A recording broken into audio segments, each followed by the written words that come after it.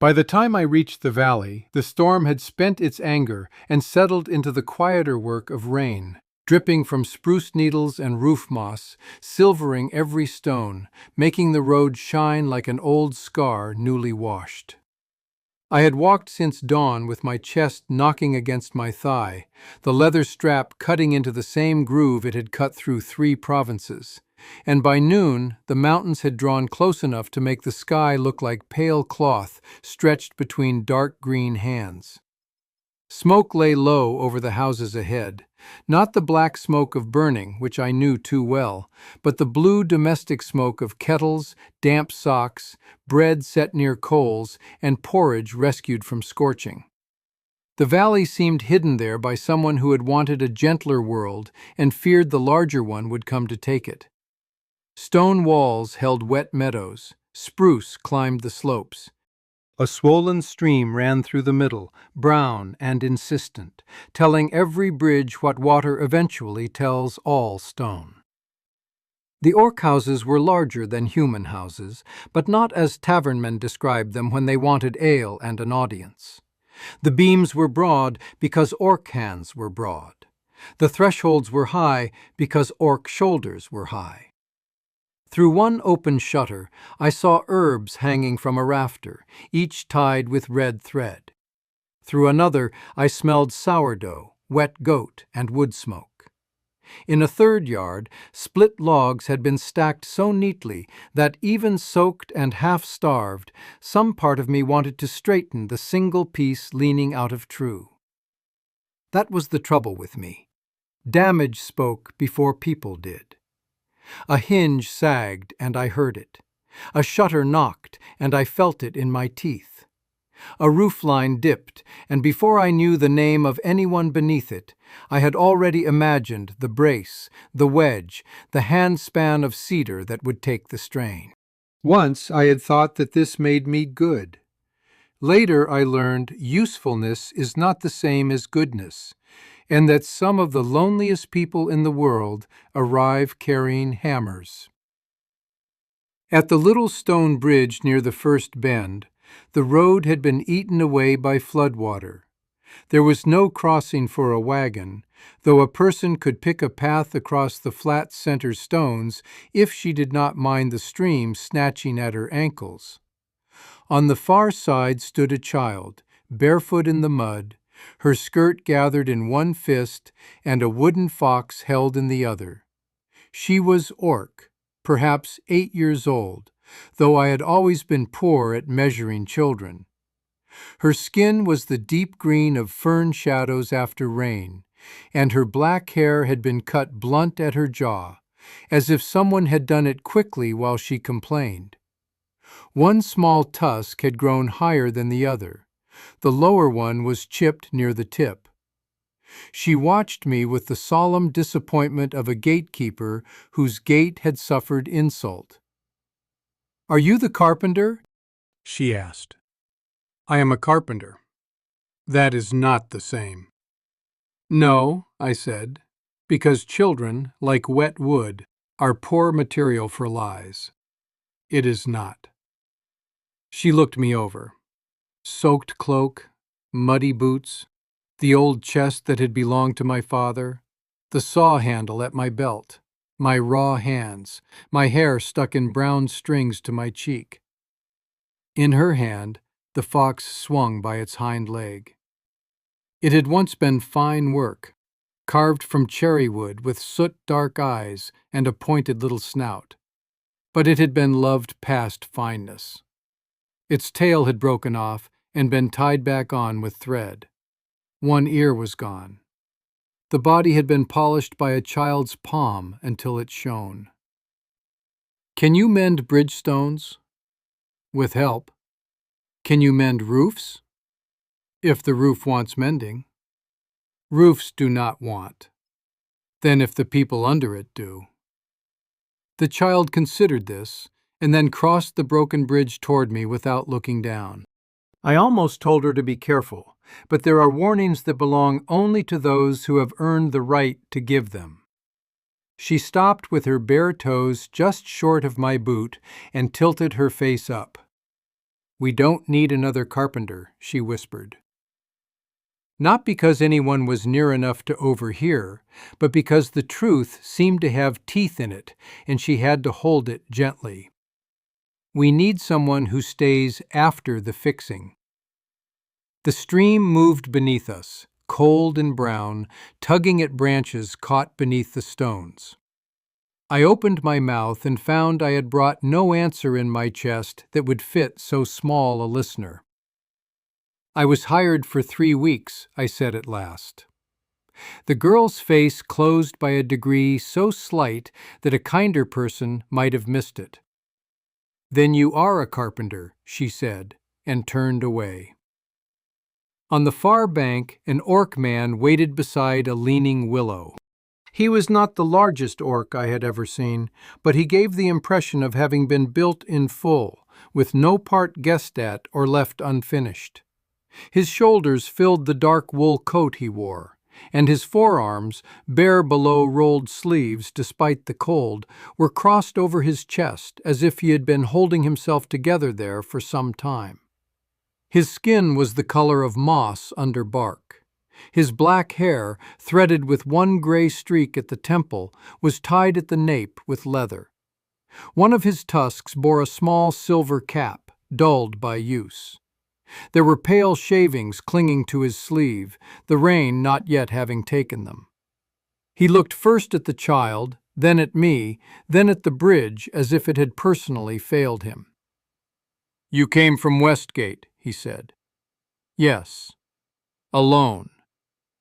That was cheaper for the council. A faint movement touched his mouth. Not amusement exactly. The memory of it, perhaps. "The council is fond of cheapness when it has another person's back to spend. I brought my own back." "They will spend that too, if you offer it." The girl had gone to him and stood with her shoulder pressed against his thigh, though she pretended it had happened by accident. His hand lowered to the top of her head, not stroking, simply resting there with the weight of habit. "I am Mara Vale," I said, "journeyman carpenter of the Westgate Guild. I was sent for the bridge, the orphan house roof, and whatever else the list forgot to become ashamed of." "The list grew while you were walking." "Lists do that in rain." "I am Raoul," he said. "Ashroot House is mine until someone wiser claims it." The girl tipped her head back. "Not yours, ours." His gaze softened by almost nothing, and therefore completely. "Ours, then." "This is Iri," he added. "Iri," I repeated. The child watched the broken bridge and did not answer. Rauk took 2 steps onto the stones, tested the second with his heel, and extended a hand for my tool chest. I almost said I could carry it myself. The foolish pride rose by reflex, sharp as a splinter.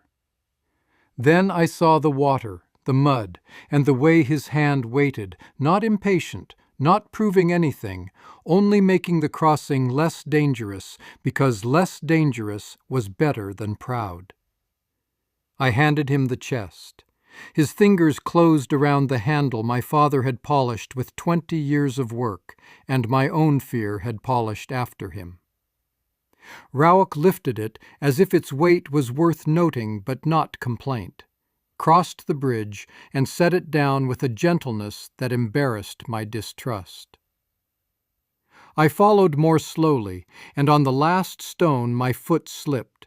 His hand came out and caught my elbow before I fell, his palm broad and warm even through wet cloth.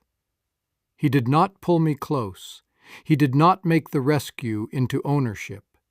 He steadied me until my weight returned to itself, then let go.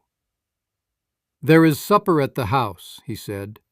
"If you are too proud to eat, pretend you are inspecting the bowls." "I have inspected bowls before." "Then you know the work is important." The child snorted once, as if laughter had startled her, and she meant to discourage it from returning.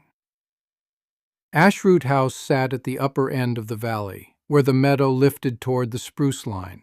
A long, low building of timber and stone with 3 chimneys, a wide porch, and a roof that had once been honest and now sagged over the east dormer like a tired eyelid. Behind it stood a herb shed, a smokehouse, a goat pen, and a workshop with one half of its door hanging crooked. Rain had found every weakness and given each a voice. Water ticked into a bucket beneath the porch eave. The stair rail had been tied with cord so long that the cord had become an opinion. Inside, the house smelled of bodies, wood smoke, lavender, old wool, onions frying in fat, beeswax, and damp timbers rained into their bones. I had expected noise because orphan houses in cities were all noise. Thin voices, thin soup, thin blankets, supervisors who wore keys like threats. Ashrut had sounds instead. A kettle singing unevenly over the hearth, someone coughing in a back room, the scrape of a broom, wind pressing at the windows and being denied entrance one pane at a time. Raoul hung my cloak near the fire. Eerie vanished with the fox.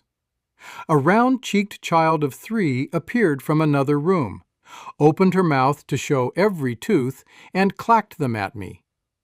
"Not for friends," said an old woman behind her. The child clacked once more to clarify her position and ran away. The old woman came after her with 2 bowls and a wooden spoon. She was narrow for an orc and bent nearly double, her skin gone gray-green with age, her white hair bound in a cloth at the back of her head. "Human," she said. "Bera," Raoul warned. "I have eyes still. Bad ones, but enough. Did they send only one?" "They sent one who arrived." "That is different from sending enough." She thrust a bowl toward me. "Eat. If you faint on the floor, the little ones will step on you before they think to call." The stew was thick with barley, mushrooms, and smoked root. While I ate, Raoul and Bera spoke softly about blankets, cough syrup, a loose tooth, a lambing goat, and the east room where the plaster had begun to weep. I listened as carpenters listen, not to words first, but to what trouble has done to a house. Every drip had a location. Every draft had a crack behind it. The house was not dying. It was tired in many places at once. Those were the hardest houses. One could replace a broken board. One could burn a rotten shed and build again. But a house exhausted by years of holding more than it had been built to hold needed a kind of listening that took time. And time was the thing contracts were always least willing to pay for. After supper, Raoul led me to a small room behind the workshop, where an old cot had been made with a fresh straw tick, 2 blankets, and a pitcher of water on a crate. My tool chest sat beneath the window. Beside it waited folded dry clothes that smelled of cedar, smoke, and another person's keeping.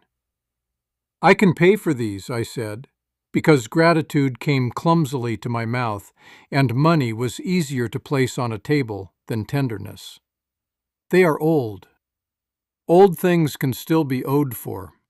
His hand stilled on the latch. "You will work," he said. "You will eat. You will sleep dry. We will not make a market out of every mercy." It was not a rebuke, and so it entered deeper than one.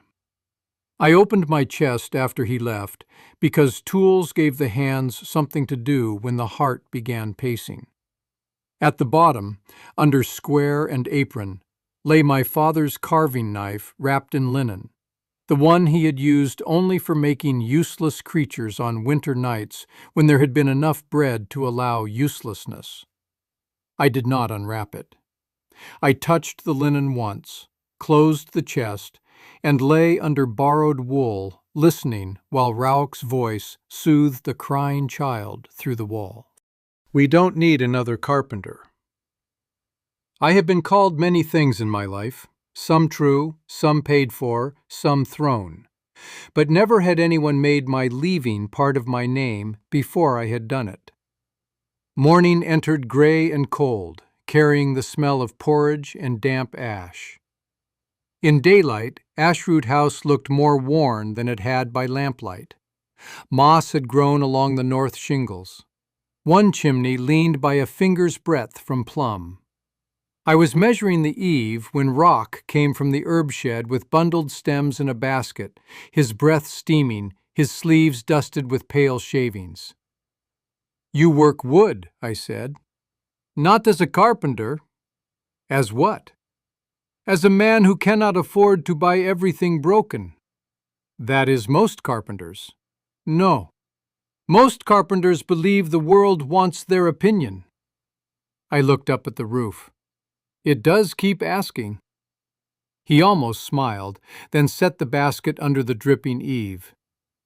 "East room first. The girls sleep there when it is dry." We climbed after breakfast. The room smelled of wet plaster, wool, and sharp green herbs laid in bowls to keep mildew from setting its teeth.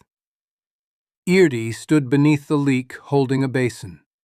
"You do not have to catch drops if the bedrolls are moved," Raoul said. "I know." "Then why are you catching them?" "So the floor does not learn bad habits." The plaster under the dormer yielded softly under my fingers. "You will have to cut it open," Eardie said. "The house will not like that. If we do not cut where it hurts, we cannot see what has gone wrong. People always say that before making bigger holes." I had no answer, because she was not wrong. Raoul knelt beside the wall and touched the timber lightly, his fingers spreading over the grain. It was patched after the ash storm. Badly? Quickly. That can be the same thing. It was not, then. His voice had gone quiet, and I heard in it what I had heard in many houses and few mouths.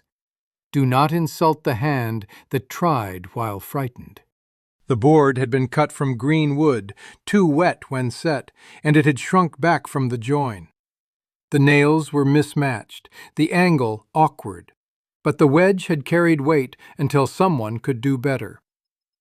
"It held longer than it should have," I said. Raoul's hand remained on the wood. "Yes." Eardie looked between us, uncertain what had passed, and angry that it had not included her. "My mother made that patch," she said. "There are rooms in which the air changes without a door opening. This was one of them." "She had a good eye," I said. Eardie's chin lifted. "She had two." "So I imagine." By evening, we had opened the wall, found the loosened brace, covered the seam, and cut the rotten plaster away to dry. The room looked worse than it had in the morning, as repairs often do before they begin to resemble hope. Eardie placed her fox on the windowsill facing the torn wall. "You made it ugly." "For now." "That is what people say." "It is also what happens." She did not forgive the difference. For days, the house opened itself one wound at a time. I repaired the dormer, then the porch eave, then the stair rail, then the shutter in the room where Bira slept and pretended not to watch me through one half-open eye. I learned the children by their territories: Miri under tables, solemn Dosh near the goat pen, the twins by any source of mischief, Harn beside Bira with a book upside down in his lap. Erie appeared everywhere and nowhere, watching my hands with a distrust so concentrated that it became a kind of devotion. Raoul worked beside me when strength was needed and away from me when the house needed him elsewhere. He moved through Ashroot like a man listening to several fires at once. He knew when porridge would catch, when Bira's knee pained her before she admitted it, when Miri's silence meant sleep and when it meant ink, when I had climbed too long on the ladder and my right wrist had begun to shake from old injury. He never told me to come down. He simply appeared below with another board lifted into place, making it necessary for me to stop and take it from him. And by the time I had, the worst of the tremor had passed. I noticed this. He noticed that I noticed. Neither of us spoke of it, because some forms of being cared for arrive disguised as sensible work, and are allowed in only while wearing that coat. In the evenings, the house gathered around the hearth. Bera mended socks. Raoul cooked or carved pegs or sorted herbs into cloth sacks. The children sprawled wherever warmth allowed, limbs folded under them, tusks flashing when they laughed. I sat at the long table and cleaned tools, because to sit empty-handed among a family not mine felt like wearing stolen clothes. Near my usual place, someone had carved a tiny door into the underside edge, so low only a child hiding beneath the table would see it. Each night my fingers found it by accident. Each night I told them not to. On the 6th evening, Raoul set a mug beside my hand. "Thorn mint," he said. I did not ask. "You were rubbing your thumb joint." I was thinking. "You think in your hands, then." The tea smelled sharp, bitter, and faintly of lemon peel. Most carpenters do. Most carpenters talk first. Perhaps you have met the wrong carpenters. I have met enough. The words closed the small gate. I could have left it shut. Instead, because fatigue loosens foolish questions and rain had begun again on the roof above us, soft this time, companionable, I said, "Did one leave badly?" Raoul sat across from me. The fire put gold along the silver cap of his tusk. They all leave. Badly is not always loud. No accusation, no story offered. Just a fact planed smooth by being handled too often. I turned the mug once between my palms. "I leave too," I said. I assumed. That was honest. It was visible. Across the room, Erie sat on the floor repairing the fox's tail again. Her hands were clumsy with anger. The thread tangled. She bit it apart, saw me looking, and turned her shoulder. "Her mother carved it," Raoul said.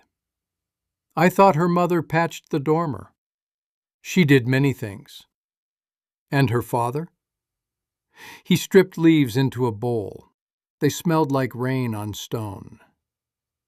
"Washed away at the lower ford in spring flood. He went after a goat because grief had not yet taught him which things can be lost twice." The fire settled. "Her mother after?" "Winter cough, 3 months later." "I am sorry." Raoul's hand paused. I thought he might tell me apology mends nothing, which is true and useless. Instead, he nodded once, accepting the shape of it because there are sorrows for which any word is too small, and silence alone can feel like refusal. "She does not trust tradesmen," he said. "Her father traded downriver. He left and returned until he didn't. Her mother fixed what broke because no one came when promised. After she died, the council sent 2 men for the roof. They measured, drank our cider, promised a fair price, and did not come back. Another came, patched half the leak, and left before the mortar set. So, no, she does not need another carpenter." The thorn mint warmed my hands. "And you?" He looked at me from under heavy brows. "I need the roof to hold." That was not the question. "No," he said. "It was the answer I can afford." The next morning I climbed to the roof before dawn because questions, once spoken, follow a person out of sleep. The air smelled washed, and from above the valley looked like a map drawn for a child. I was setting shingles along the east seam when my hand slipped on wet wood and my body went, for one white instant, where the roof wanted it to go. I caught the ridge rope and slammed my elbow hard enough to make the world flash. Below, Raoul said my name. Not loudly. Worse. As if the word had been stripped down to fear. When he reached me with the ladder, he did not ask permission. He took my wrist and opened my bleeding palm, his fingers warm and steady while his jaw held itself still. "It is shallow," I said. "Usually as a lazy god," he answered, and tied the cloth tighter than I would have done. In the kitchen, he washed the cut with boiled water cooled in a blue clay bowl and packed it with crushed herb that smelled of pepper, soil, and bitterness. Erie watched from the doorway, the fox hugged hard against her chest. "You almost fell." "I did not." "You almost did." Her mouth trembled with an anger too old for her face. "My father almost made it back from the ford. Almost is not a place. You cannot sleep there." Then she left, and Raoul finished the bandage with his eyes lowered. The cut kept me off the roof and made me slow enough to learn another kind of work. A doll's arm pegged at the table, a flour bin hinge reset, Bira's rocker made quiet, each small repair performed with my injured hand and someone else holding steady what I could not. On the third evening, when the roof was covered and the house had begun cautiously to trust the rain again, Raoul set a small piece of pear wood before me beside his carving knife. "For your hand," he said, "for when it forgets patience. I do not carve. You work wood. That is not the same." "No," he said, and his eyes held the echo of Erie at the bridge. "It is not." The children were in bed, Betta had retreated with her complaints about knees and damp, and rain whispered over the repaired roof without finding a bucket. Raoul cut shallowly, taking tiny curls, while my fingers stared at the pear wood as if it had insulted them by being useless. I told him my father had carved birds, bad horses, and once a bear for me with ears too large to be sensible. I told him I had lost it in a fire. He did not ask what else the fire had taken. "Then make something with ears," he said. The little creature I made was not a bear and not anything certain. It had a hunched back, a blunt nose, and ears leaning in opposite directions. Raoul turned it in his palm with a seriousness that did not laugh. "It listens sideways." "It heard danger and changed its mind halfway." "Wise." "Ugly." "Useful word, ugly," he said. "Let's frightened people dismiss what they do not know how to hold." I tried to give it to him. He set it back near my hand. "No, let the first useless thing stay with its maker." In the morning, Erie had stolen it to the shelf above the hearth, beside her fox, a blue bead, a split riverstone, and one of Mirie's teeth in a jar. Raoul came in with firewood and found me staring. "It seems to have been adopted. Should I take it back?" "Can you?" No, I realized. I could not. The bridge took 6 days, though in memory it became mostly the smell of wet granite, crushed willow leaves, and Raoul standing knee-deep in the water with his sleeves rolled, while I marked the stones and tried not to watch the strength of his hands too closely. Erie brought oatcakes at noon and sat beside me on an overturned block, telling me that I built as if I were arguing with gone things. When I told her my father had died in a fire and that no one could fix the house I had lost, she studied me with the fierce and unwelcome mercy children give when they recognize a wound without being taught its name. "If you fix enough houses, do you get yours back?" she asked. And when I said no, she nodded as though that explained something she had suspected about grown people all along. By the 7th evening, the bridge held under a mule cart, first empty and then loaded with sacks, and the Vale celebrated with cider, stew, honey cakes, and a fiddle that had strong opinions about grief. I stood outside the glow until Rock brought me a cup and stood beside me, not too near, near enough. He told me that after his sister died, people came for 7 days with blankets and songs and advice, and on the 8th day they went home, because grief must be allowed privacy once it becomes inconvenient. I told him I had left my father's ashes before they cooled, because work let me be angry at boards instead of people. Raoul listened, then said perhaps I had only been alive and clumsy with it, and the sentence settled somewhere inside me like a tool set down in the right place. Later, at the wash basin, his sleeve brushed mine once, twice, 3 times. The first time I moved away. The second, there was nowhere to move. The third, I did not try.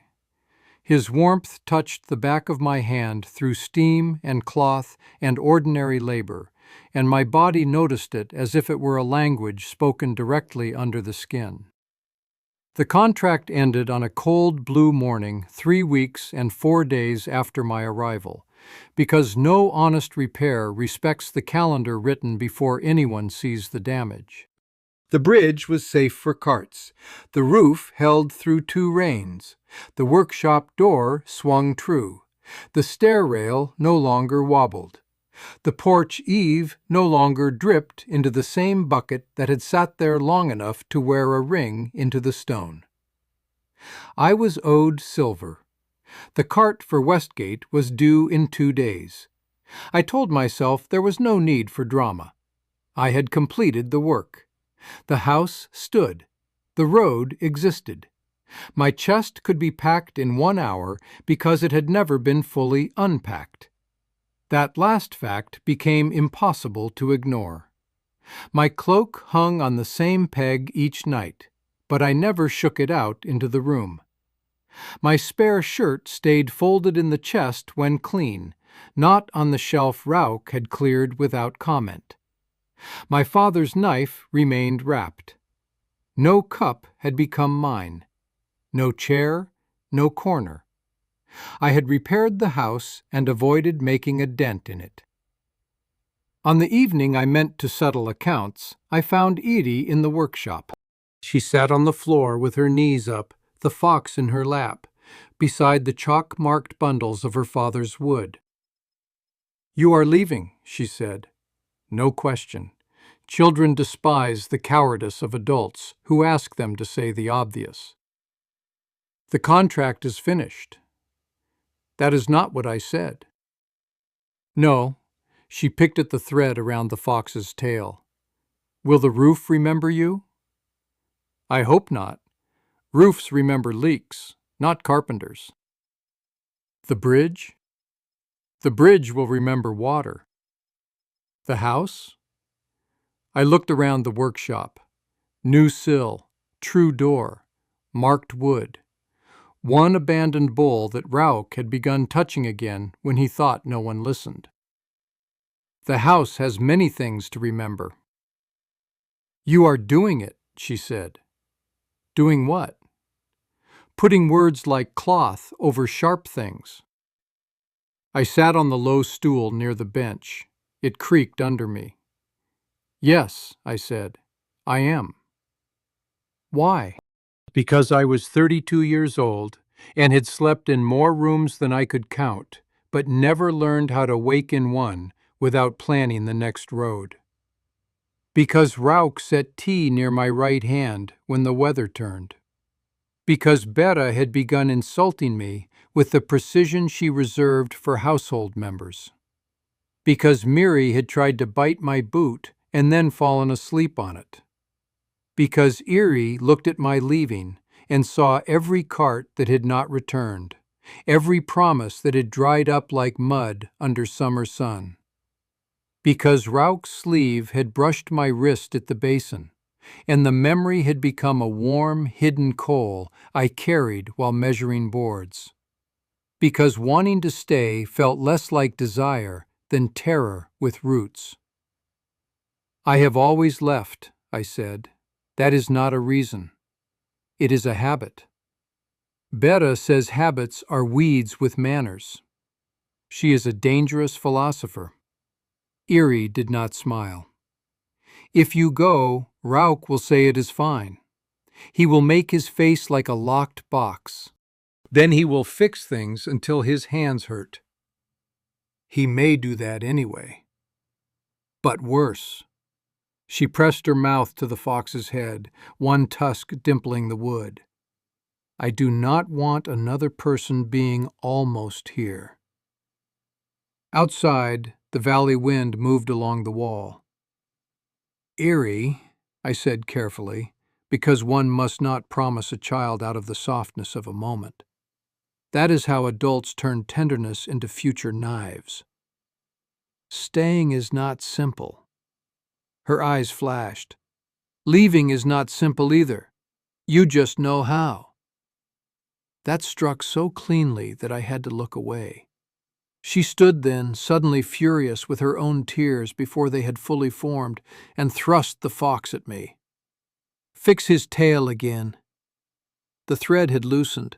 The old break showed pale where the tail met the body. Repaired so many times, the wood there had gone soft. I do not think it will hold much longer if we tie it the same way. Then do not tie it the same way. I would need to drill a new peg. So? That would change it. It is already changed. The answer was immediate, fierce, and so wise it should have belonged to an old woman with white hair and a cane, not a barefoot girl with a chipped tusk and eyes too bright. I took the fox.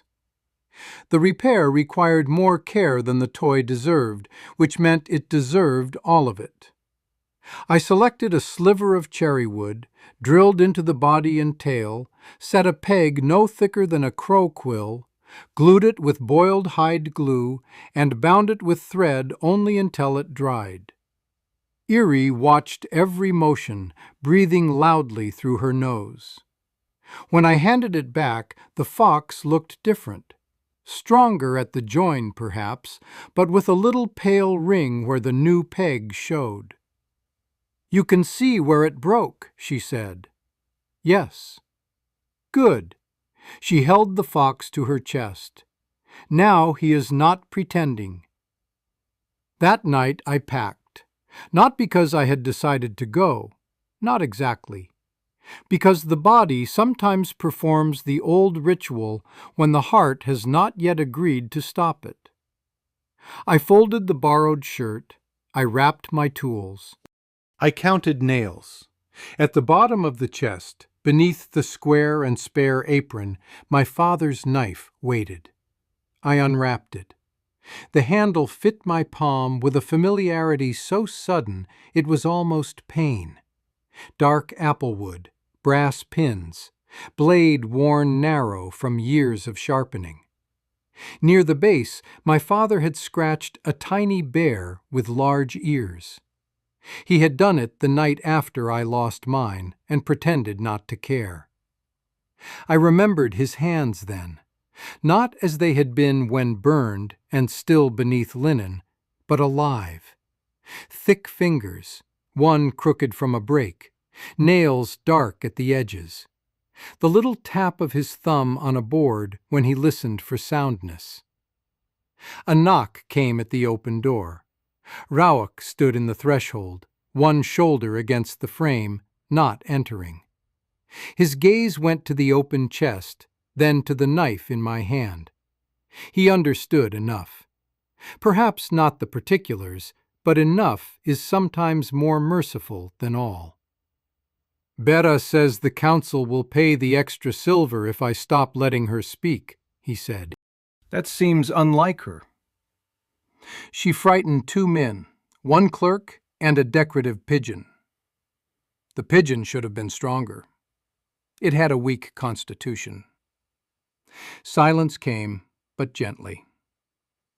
The West Gate cart leaves at morning, he said. Yes. Road is dry enough. Yes. The bridge is good. I know. I built it. I helped. You lifted rocks and glared at water. Essential tasks. I smiled despite the ache in my throat. He saw it. The room seemed smaller for having both of us and all the unsaid things in it. I have no right to ask you to stay, he said. My hand closed around the knife. No. His face did not change. That was his skill. But I saw the hurt move through him by absence, by the way the warmth left his eyes for a second before discipline brought it back. I have no right, he repeated. It would have been easier if he had asked. Easier to refuse a grasping hand. Easier to leave if leaving made me righteous. But Rock stood there in the doorway of a room he had given me and refused to make his loneliness into a rope. I do not know how to do it, I said. Stay? Yes. His gaze lowered to the chest, tools wrapped for travel, shirt folded, knife unwrapped at last. No one does at first, he said. People pretend they were born rooted. They lie. Even trees begin as small, frightened things with no hold on earth. I am not a tree. No, you are louder when planing. The knife lay heavy in my hand. If I stayed, I said, and felt the room sharpen around the word, I would not know where to begin. Raoul looked toward the house. Above us, a floorboard creaked, then another. Children pretending not to listen had never been light creatures. With breakfast, he said. Then the workshop latch. Then whatever breaks next. There is always something. That is not an invitation. It is the truth I can say without taking from you the truth you must choose. I wanted, absurdly, to cross the room and put my forehead against his chest, where his heart would be steady or not steady, where cedar and smoke and soap and the day's labor would live in the cloth. I wanted his hand on my back, large and certain. Wanted not comfort exactly, but the permission to stop holding every part of myself upright at once. The wanting frightened me enough that I remained seated. Raoul, perhaps seeing this, did not move closer. Sleep, he said. Morning is less clever than night, but more useful. He left.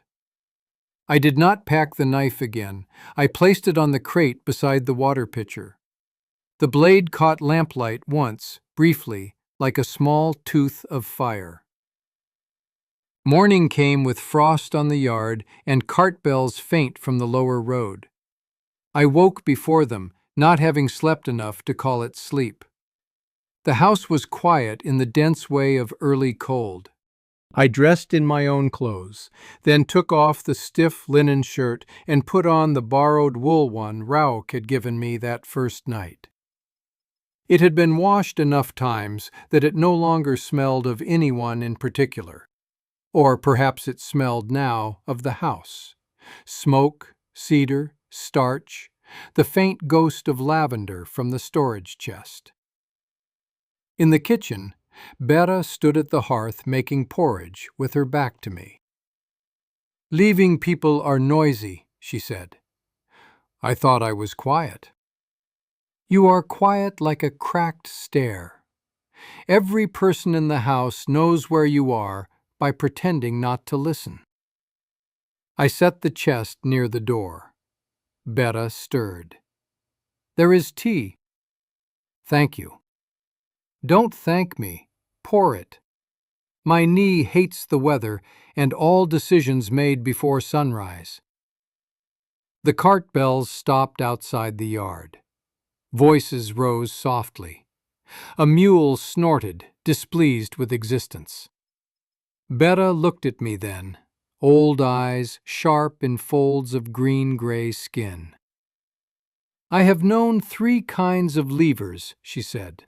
Those who run toward something, those who run from something, and those who call walking slowly by another name. Which am I? I am old, not bored. Name yourself. My throat tightened. And if I stay? Then stop looking tragic and fetch more wood. Staying people are useful before breakfast. Rock entered from the back door, carrying an armload of split logs dusted with frost. He saw the chest by the door. He saw me. He saw, because he missed very little, the knife tucked through my belt where I had put it without deciding to. "Cart is here," he said. "Yes." Erie appeared at the bottom of the stairs in her nightshirt, hair wild, fox in hand. Behind her, Miri peered between the rails with 2 fingers in her mouth and a third ready for violence. Erie's eyes went to the chest, then to my belt, then to my face. "You fixed the fox," she said. "Yes." "You fixed the roof." "Yes." "The bridge." "With much help." "The stair rail." "Yes." "The flour bin." Under protest. She came down 1 step. "Are you done?" No one moved. Even Betta's spoon had stopped. The question sounded simple. It was not. Done is a word tradesmen love. Finished, paid, accounted for. Wood joined, nail set, surface sanded, dust swept. But houses are not done while people are still living in them. Children are not done growing because winter has been survived. Grief is not done when it no longer bleeds on the floor. Wanting is not done because no one invited it politely. The cart driver called from the yard, "Mistress Vale!" Erie flinched as if my name in another mouth were already distance. I looked at Raoul. He did not ask. He did not plead. His face was open only in the smallest places, around the eyes, at the set of the mouth, where a man's discipline had worn thin under too many mornings.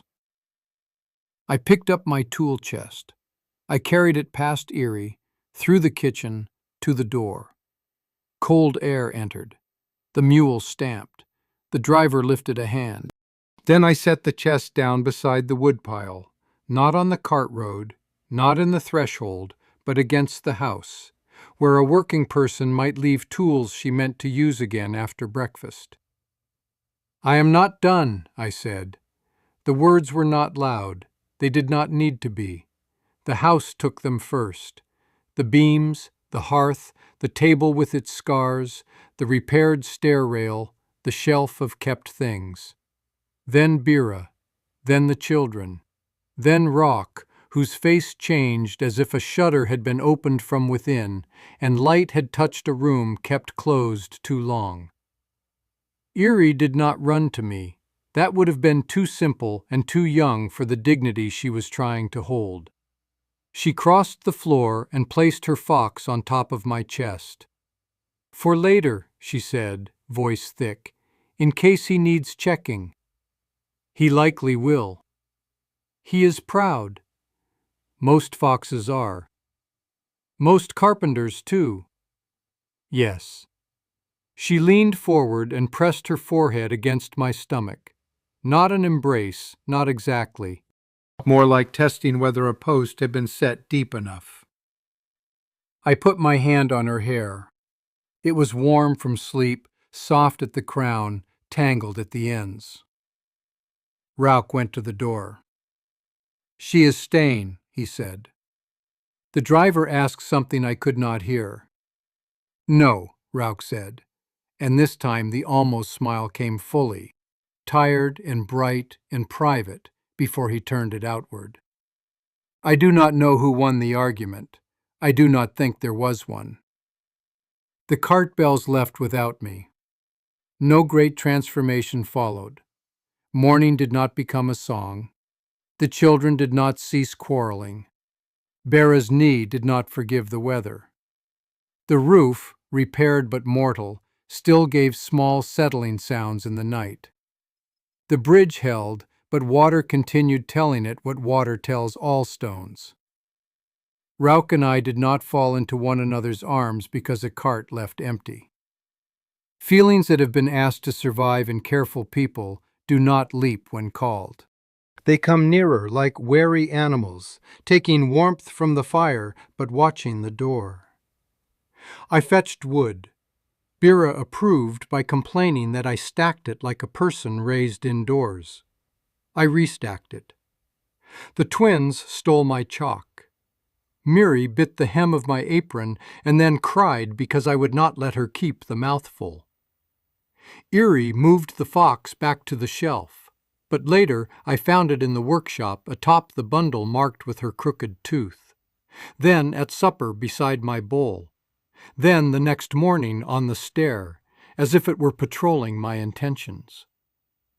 After breakfast, Raoul found me in the workshop. Light came through the repaired door in a narrow gold line across the bench. The unfinished bowl sat where he had left it. My father's knife lay beside it. I thought to build shelves, I said. For whose promises? For the herbs first, then Erie's stones, then perhaps the room where the little ones sleep. And after? I do not know. Raoul stepped inside, his shoulder nearly brushing mine. That is allowed. He lifted the unfinished bowl and held it toward me. My brother began this for Erie's mother. She wanted a bowl for washing the baby. Miri? He shook his head. The baby did not come, or came too early and left before he had a name. The words sat between us, small and cold. The house was full of griefs I did not know, stacked like winter wood. My brother never touched it after, Raoul said. I thought finishing it would steal from him. Then I thought not finishing it was loyalty. Both thoughts were pride wearing mourning clothes. What do you want it to be now? He looked at me with no answer prepared. Useful, he said at last, but not for what was lost. I took the bowl from him. Our fingers touched along the rim, brief but not accidental enough to dismiss. For herbs, I said. For mint, he said. It bullies every other scent. We finished the bowl over 3 evenings. Raoul hollowed the inside while I sharpened, then I scraped while he sanded. Erie watched the first night, brought the fox the second, and touched the rim on the third. It is different, she said. Yes, Raoul answered. Good, she said, though tears stood in her eyes. Now it is not pretending. Winter leaned into the valley. Herbs hung from the rafters in fragrant bunches. Marsh sage, thorn mint, sleep lavender, bitterleaf, amber root, river yarrow with its old rope smell that I could finally identify without Erie sighing too severely. Boots gathered near the door like sleeping animals. The road to Westgate closed. No cart could come for me then, even if courage failed. I did not find this as frightening as I expected. I built shelves, many shelves. Shelves are humble, which is perhaps why they are so often needed. A shelf says, place this here and find it again. A shelf is a promise of return. You may build one for your things, Raoul said one afternoon, as he helped me lift a blue clay jar into place. His arm crossed in front of mine, close enough that I smelled cold air in his wool, wood smoke in his hair, and the faint sweetness of honey he used on cracked knuckles. Tools, he clarified, though we both knew he had not meant only tools. The chest is not a shrine. It was my father's. Then let it rest from guarding everything. He touched the bare wall between the window and the bench. Here, good light, away from damp, close enough that Mary will steal only the least deadly objects. When the shelf was mounted, I placed my chalk line there first, then the spare nails, then the small square. My father's knife I placed last, not hidden, not wrapped, handle outward. Erie found it within an hour. "Is that staying?" she asked. "It is a knife." She gave me a look of deep pity. "Adults hear badly." "Yes," I said, looking at the knife on the shelf. "It is staying." After that, there were mornings when I woke and did not know, for the length of a breath, where the road was. Not because I had forgotten it existed, but because the room had become more immediate than escape. Frost lace on the window, bread beginning below, Raoul's footstep on the kitchen stones, identifiable now from all others. Knowing a person by the sound they make in another room is a dangerous intimacy. It gives the heart too much evidence. One evening in deep winter, after the little ones were asleep and Bira had gone to bed muttering that peace came only after threats, Raoul found me in the workshop ruining a piece of cherry wood. The storm outside pressed snow against the shutter. I had been trying to carve a fox for Erie, not to replace hers, never that, but to make another creature for the shelf. The result looked like a dog that had swallowed a spoon and regretted nothing. Raoul leaned over my shoulder. "That is troubled." "I know." "Is it meant to be?" "A fox." "Then yes, troubled." He picked up the carving. His thumb moved over the clumsy back. "You cut too deep at first." "I do most things too deep at first." The sentence landed before I could call it back. Raoul looked at me. The workshop felt suddenly smaller, the snow outside closer, the lamp flame too aware. "I have noticed." I laughed, and the sound came out softer than intended. He set the carving down and reached for my right hand. Slowly enough that refusal could exist. I did not refuse. He turned my palm upward, examining the red mark where the knife had rubbed near the base of my thumb. "You will blister." "It is hardly fatal." "No, only unnecessary." He took a small tin from the shelf, opened it, and rubbed salve onto the mark with one finger. The salve smelled of beeswax, pine resin, and something bitter. His fingertip moved in a slow circle. Practical. It was practical. It was also the first time he had touched me with no wound serious enough to require it. I watched the movement because looking at his face seemed too much. His hand dwarfed mine. My fingers lay across his palm, pale against green, sawdust caught under both our nails. "My father used to do that," I said. "When I was apprenticed, too young to admit pain. He would pretend not to know I was crying and talk about grain direction until I stopped." Raoul's fingers stilled, then resumed, gentler. "My mother sang," he said. "Not well. It made pain leave out of embarrassment." The laugh that came from me was almost a breath. His mouth curved. This time he let it. He finished and released my hand, but not quickly.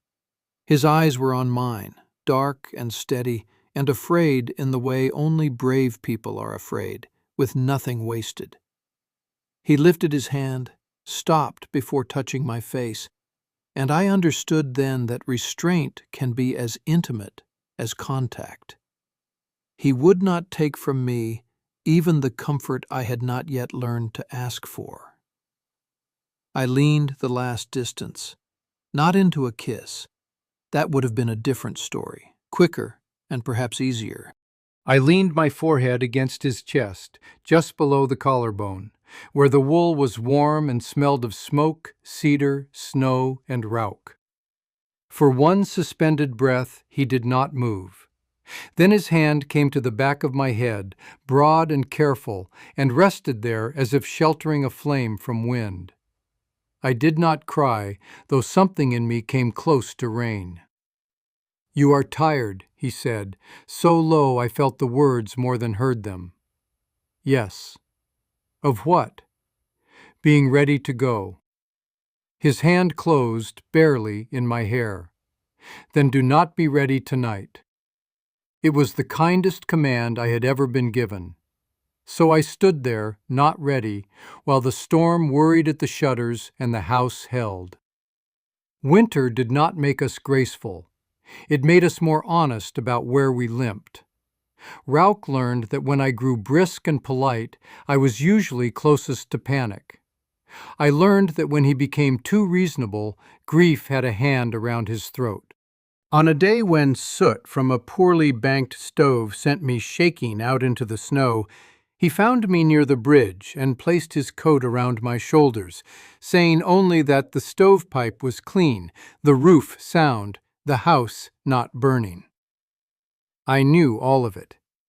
Knowing was simply slow to reach some places, and he stood beside me until it did. Spring did not arrive. It negotiated. First came dripping at noon, then ice at night, then mud with ambitions, then small green points near the herb beds that made Raoul crouch in the yard and touch the soil as if greeting old friends. The road softened and opened. Traders began to pass again. Letters came from Westgate asking whether Mara Vale had returned, whether Ashroot required further service, whether she would accept roof work in the lower town at a fair rate, which meant a rate unfair to someone. I read them at the table while the children watched, as if the paper might turn into a cart and carry me away. "What will you answer?" Raoul asked. He was kneading dough. Flour dusted his knuckles. Sunlight lay over his hair, showing the gray streak bright as frost. "That ashroot requires further service," I said. Udi's spoon stopped halfway to her mouth. Raoul's hands stilled in the dough. "Does it?" I looked at the repaired roof, the shelves, the stair rail, the workshop door standing true to the spring wind. I looked at Miri, trying to feed porridge to the pearwood creature, at Betta, pretending not to listen, at Iri, holding her breath, at Raoul, with flour on his wrists and caution in his eyes, because he had learned not to step too quickly toward wanted things. "Yes," I said. "There is still the west fence, the goat shed. The upper room floor dips. Someone should build proper cubbies for the children's boots before next winter. The workshop needs another bench. Also, the bridge will want checking after flood season." Betta snorted. "That is a list, not a life." "No," I said, and my voice came steadier than I felt. "But it is a beginning." Iri looked at Raoul. "Ask the real part," she demanded. Raoul's mouth twitched. "Which real part?" She made a frustrated sound. "Adults." He wiped flour from his hands slowly. His eyes remained on mine. "Are you staying after the fixing?" he asked. The room held still. Outside, water ran down the thawing eaves. Somewhere in the yard, a goat knocked against a fence I had not yet mended. Spring light filled the windows, exposing dust, scratches, repairs, every place the house had survived by being changed. "Yes," I said, "if the house will have me. If you will." Iri threw both arms in the air. "Finally!" Birra muttered that theater before breakfast soured the digestion. Miri clapped because everyone else reacted and bit her own sleeve from excitement. Dosh smiled without showing teeth. Raoul crossed the kitchen slowly because everyone watched and stopped before me. He did not embrace me in front of the children, though I saw the wish move through him. Instead, he held out one flour-dusted hand. "Ashroot House will have you," he said. I put my hand in his. His fingers closed around mine, warm and strong, and not careful enough to hide that they trembled. "And you?" I asked softly. His thumb moved over my knuckles. "I began having you in small, foolish ways before I had the courage to notice," he said. "Your mug, the shelf, the space beside the bench, the place in my mind where I listen for your step." Behind us, Erie whispered loudly, "That means yes." "It means yes," Raoul said, not looking away from me. The first thing I built without contract was not a roof, not a bridge, not a shelf.